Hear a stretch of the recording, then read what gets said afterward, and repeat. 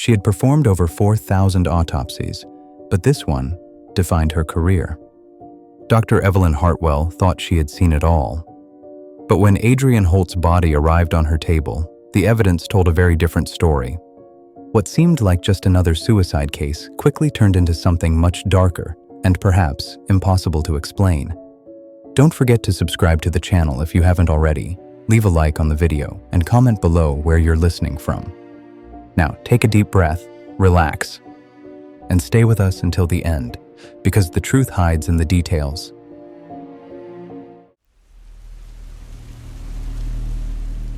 I have been a forensic pathologist for 19 years, working out of the Cook County Medical Examiner's Office in Chicago. In that time, I have performed over 4,000 autopsies, examining everything from natural deaths to the most violent homicides the city has to offer. I thought I had seen every possible variation of human mortality, every way the body could fail or be failed. I was wrong.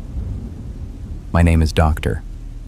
Evelyn Hartwell, and what I am about to document occurred on a Thursday evening in November, during what should have been a routine examination of an apparent suicide. The case involved Adrian Holt, a 31-year-old accountant from Lincoln Park who had been found dead in his apartment by his landlord after neighbors complained about a smell. According to the initial police report, Holt had been discovered in his bathroom, having apparently hanged himself with a belt from the shower rod. The circumstances seemed straightforward enough. Holt had been going through a difficult divorce, had recently lost his job at a downtown accounting firm, and had a documented history of depression, for which he had been prescribed antidepressants. His ex-wife confirmed that he had been increasingly despondent in recent weeks, and his therapist noted that he had missed his last 3 appointments.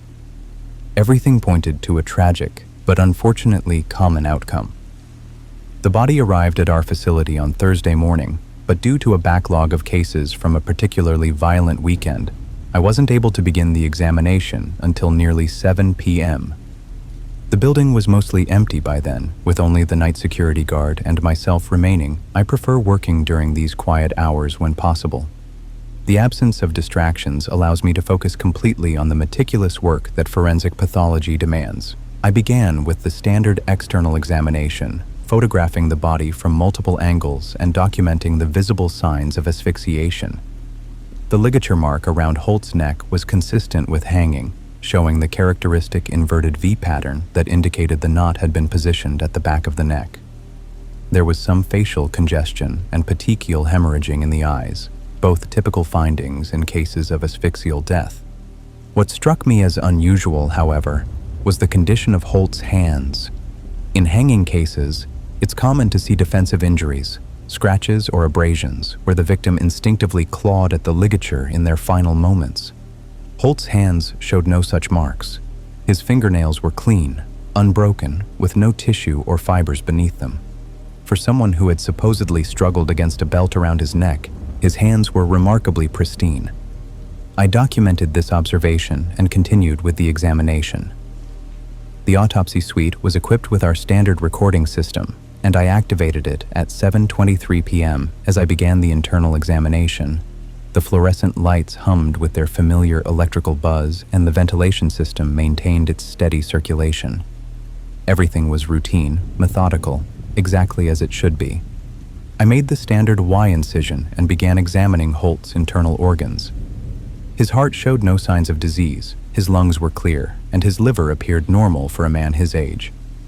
But as I worked, I began to notice small details that didn't quite fit the narrative of a straightforward suicide. Holt's stomach contents indicated that he had eaten a full meal within 2 to 3 hours of his death, unusual for someone planning to take their own life. The meal appeared to be takeout Chinese food, and there was no evidence of alcohol or drugs in his system beyond the prescribed antidepressants, which were at therapeutic levels. Most people contemplating suicide either don't eat at all or consume alcohol or drugs to ease their psychological pain. More puzzling was the condition of his clothing. Holt had been found wearing a clean white dress shirt, pressed slacks, and polished shoes, not the casual attire one might expect from someone spending their final day at home.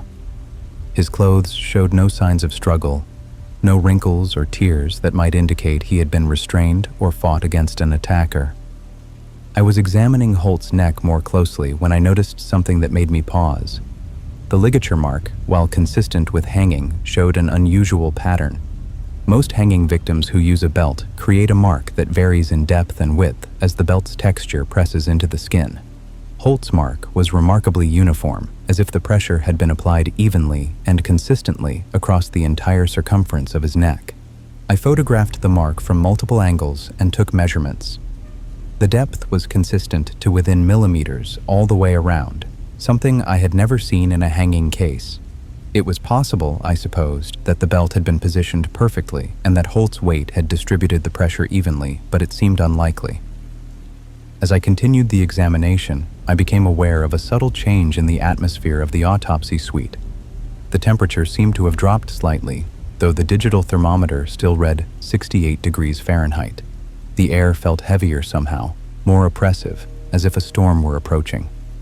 I checked the weather forecast on my phone, but clear skies were predicted for the evening. I was removing Webb's brain for examination when I heard the first sound that shouldn't have been there. It was faint, barely perceptible above the hum of the ventilation system, a soft tapping, rhythmic and deliberate. I paused in my work and listened carefully, but the sound had stopped.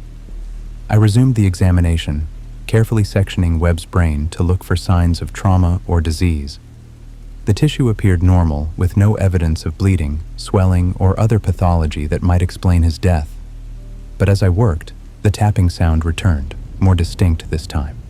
It seemed to be coming from somewhere within the walls of the autopsy suite, a steady rhythm that reminded me of Morse code. I tried to ignore the sound and focus on my work, but it was becoming increasingly difficult to concentrate. The tapping would start and stop at irregular intervals, sometimes lasting for several minutes, sometimes just a few seconds. There was no pattern I could discern, no obvious source I could identify. I was examining Webb's hands more closely under magnification when I made another disturbing discovery. While his fingernails showed no signs of defensive injuries, there were tiny puncture marks on his fingertips, 8 small wounds, 4 on each hand, positioned exactly where fingernails would have pressed into the skin if his hands had been clenched into tight fists. The wounds were barely visible to the naked eye, but under the microscope they were clearly defined. They appeared to be self-inflicted, as if Webb had dug his nails into his own palms with tremendous force. But there were no corresponding marks on his palms, no evidence that his nails had actually penetrated the skin there. I documented these findings with photographs and detailed notes, though I wasn't sure what to make of them. The puncture marks suggested that Webb had experienced extreme stress or pain in his final moments, but their location and pattern didn't match any scenario I could construct from the physical evidence.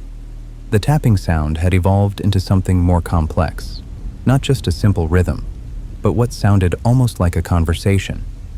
2 distinct patterns seemed to be responding to each other, one coming from the wall behind the examination table, the other from somewhere near the ceiling. I found myself listening to these sounds instead of focusing on my work, trying to decode some meaning from their interaction. At 9:15 p.m., I made a discovery that changed my entire understanding of the case. While examining Holt's neck tissue under the microscope, I found evidence of multiple ligature marks, not just the obvious one visible on the surface, but several fainter impressions beneath it. The tissue showed signs of repeated trauma, as if a ligature had been applied and removed multiple times before the final fatal application. This finding was inconsistent with suicide. Someone who hangs themselves doesn't typically practice the act multiple times. The pattern suggested that Holt had been subjected to repeated episodes of strangulation, possibly as a form of torture or interrogation, before the final hanging that killed him. I immediately called Detective Vincent Dorsey, the investigating officer on the case, to report my findings. Dorsey was a veteran detective with 23 years on the force, someone I had worked with on dozens of cases. He listened to my preliminary report without interruption, then asked several pointed questions about the evidence. "Are you saying this wasn't a suicide?" Dorsey asked. "I'm saying the physical evidence doesn't support that conclusion," I replied. "The multiple ligature marks, the absence of defensive injuries, the condition of his clothing, None of it fits the typical pattern of a hanging suicide. Dorsey was quiet for a moment. The scene was clean, Doc. No signs of struggle, no evidence of forced entry. If someone killed this guy, they were very careful about it. That's what concerns me, I said. This looks like the work of someone with knowledge of forensic investigation, someone who knew how to stage a scene to look like suicide. Dorsey agreed to reopen the investigation and promised to have the crime scene team take another look at Holt's apartment. But as I hung up the phone, I realized that my examination was far from over. The physical evidence was telling a story that didn't match the official narrative, and I needed to document every detail if we were going to build a case for homicide. I returned to the examination table and continued my work, but the atmosphere in the autopsy suite had become increasingly oppressive. The temperature seemed to continue dropping, though the thermometer still read normal. The tapping sounds had become more frequent and more complex, and I found myself glancing around the room, half expecting to see someone else present. I was examining Holt's fingernails more closely when I noticed something that made my blood run cold. Embedded beneath the nail of his right index finger was a tiny fragment of what appeared to be human skin. It was barely visible, just a microscopic flake, but it was definitely organic tissue. I carefully extracted the fragment and prepared it for microscopic examination. Under high magnification, I could see that it was indeed human skin, but it showed characteristics that didn't match Holt's own tissue. The cellular structure was different, suggesting it had come from someone else. This was the first concrete evidence that Holt had been in physical contact with another person shortly before his death.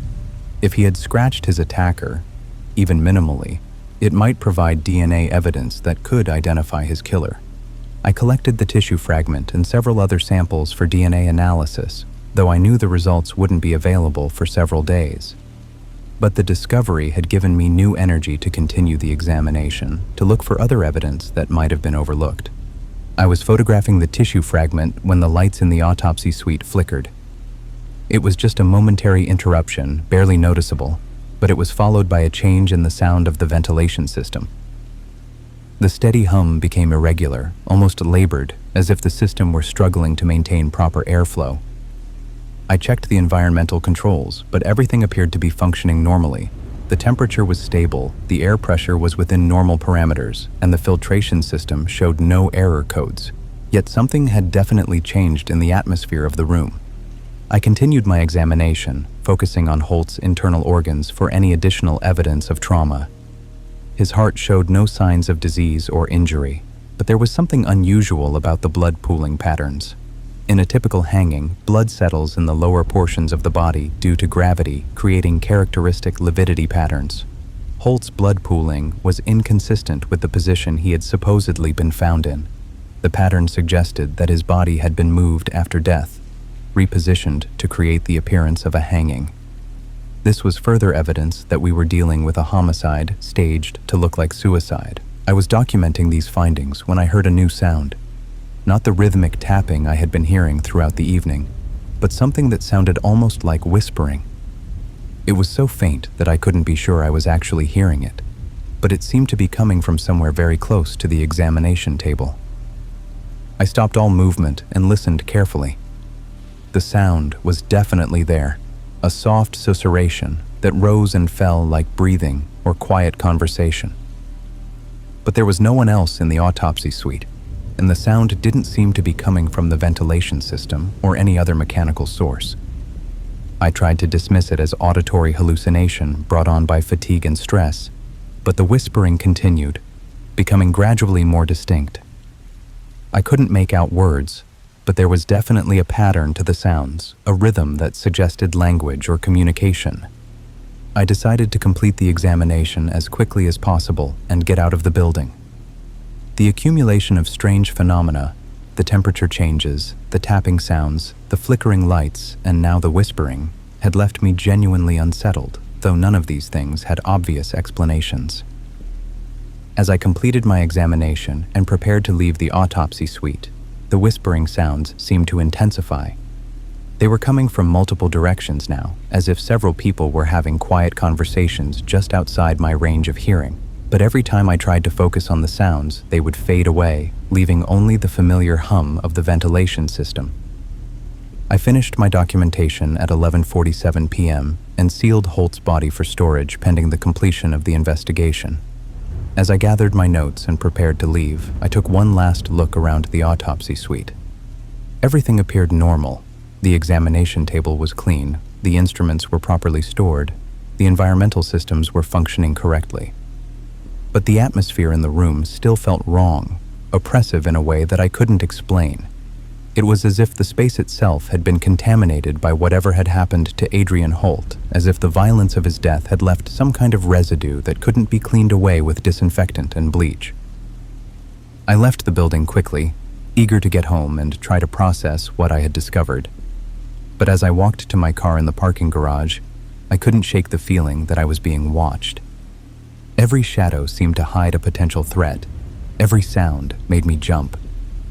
I drove home through the empty streets of Chicago, constantly checking my rearview mirror for signs of pursuit. The rational part of my mind knew that I was probably overreacting, that the stress of the unusual case and the strange phenomena in the autopsy suite had made me paranoid. But the disturbing evidence I had uncovered kept echoing in my thoughts: the multiple ligature marks, the staged scene, the tissue fragment under Holt's fingernail. Over the following days, Detective Dorsey's investigation uncovered disturbing connections between Holt's death and several other recent suicides in the Chicago area. 3 other men, all in their 30s, all going through personal or professional difficulties, had died by hanging in the past 6 months. In each case, the deaths had been quickly ruled suicides based on the apparent circumstances and the victims' documented mental health struggles. But when Dorsey and his team re-examined these cases with fresh eyes, they found subtle inconsistencies similar to those I had discovered in Holt's autopsy. Clean fingernails where defensive injuries should have been present, unusual blood pooling patterns, clothing that was too neat for someone who had supposedly struggled against a ligature. The DNA analysis of the tissue fragment I had found under Holt's fingernail came back with a match to a man named Gabriel Rourke, a 42-year-old former military contractor with a history of violence and a connection to several unsolved homicides in other states. Rourke had been in Chicago during the time period when all 4 men had died, and further investigation revealed that he had been hired by someone to eliminate these specific targets. But Rourke himself was found dead in a motel room on the south side of Chicago before he could be arrested. He had apparently overdosed on heroin, though he had no history of drug use, and the circumstances of his death were as suspicious as those of his victims. The investigation eventually revealed that all 4 men had been involved in a financial fraud scheme that had cost their employer, a major investment firm, millions of dollars. Someone had decided that the legal system wasn't moving fast enough to punish them, and had hired Rourke to eliminate them one by one, making their deaths look like suicides brought on by guilt and shame. The mastermind behind the killings was never identified. The investigation traced the payments to Rourke through a series of shell companies and offshore accounts, but the trail went cold before reaching the actual source. Whoever had ordered the deaths had covered their tracks with the same meticulous attention to detail that had characterized the murders themselves. The case was officially closed as a series of homicides committed by Gabriel Rourke, who had subsequently died of an apparent drug overdose. But I knew that the real killer was still out there, someone with the resources and connections to orchestrate such an elaborate scheme and then disappear without a trace. What disturbed me most about the case wasn't just the calculated nature of the murders, but the realization of how easily they might have gone undetected. If I hadn't noticed the subtle inconsistencies in Holt's autopsy, if I hadn't been thorough enough in my examination, these deaths would have remained classified as suicides. The real killer would have achieved their goal of eliminating the fraud conspirators while avoiding any legal consequences.